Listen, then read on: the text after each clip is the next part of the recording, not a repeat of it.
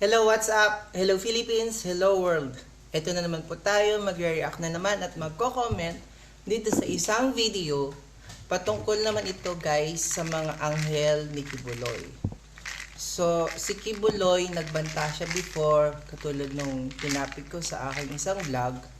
Ngayon, pati itong mga anghel ni Kibuloy, nagbabanta na rin. Saan ba talaga sila humuhugot ng kapal ng muka at lakas ng loob?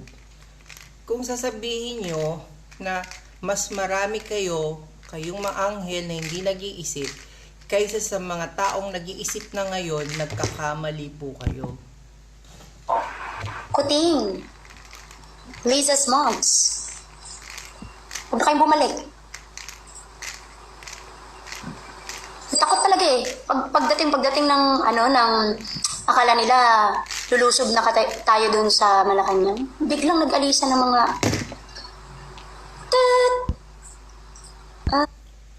Huwag po kayong masyadong ilusyonado. Presidente po yung kinakalaban nyo. Hindi nyo alam kung anong mga schedule niyan. Alangan naman uunahin pa kayong makapal na mukha kayo.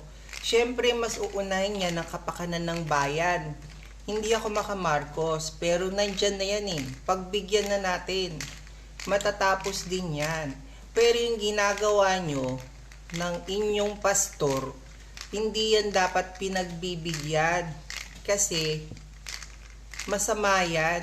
Dapat yan talaga inuusig. Eh kung wala siya kasalanan, ba't hindi siya umarap? Patunayan niya. Diba? Ganun lang naman yun eh. Imbis na kausapin nyo yung pastor nyo na humarap na at magsabi na ng totoo at ipagtanggol niya yung sarili niya, ginagatungan nyo pa. Nasaan ba mga utak nyo? Hadlok, mandi ay mo.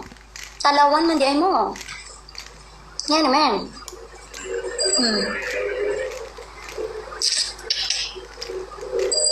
Alam nyo, ito po mga kapatid, ang nangyayari ngayon. Huwag nyo pong hintayin na maging mitsa po ito o para itong posporo na nasisindi sa mga dinamita. Wow, matalinhaga. Anong tingin mo sa sarili mo? Ang hirap kasi minsan sa inyo, hindi napagbibigyan yung gusto nyo kung ano-ano nang sinasabi nyo. Yan ba ang mga mabubuting anghel? Hindi kayo nagtatanggol eh, nagbabanta kayo. Hindi kayo mabuting anghel. Imbis na magagandang salita galing sa Diyos ang pinapakalat nyo, nagbabanta kayo eh, masama yan. Kung ginawa nyo kay Pastor, isa po itong mitya sa bawat Pilipino.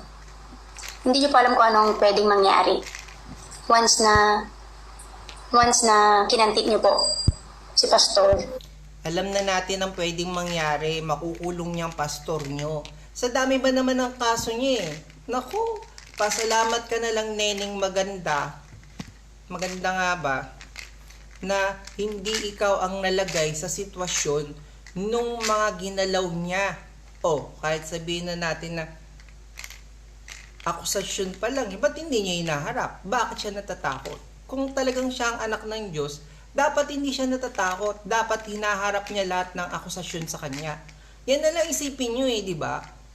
Nagtago ba si Jesus Christ? Hindi. Meron ba siyang mga akusasyong iniwasan? Wala. O, di ba? Yung appointed son of God nyo nga ay nagbabat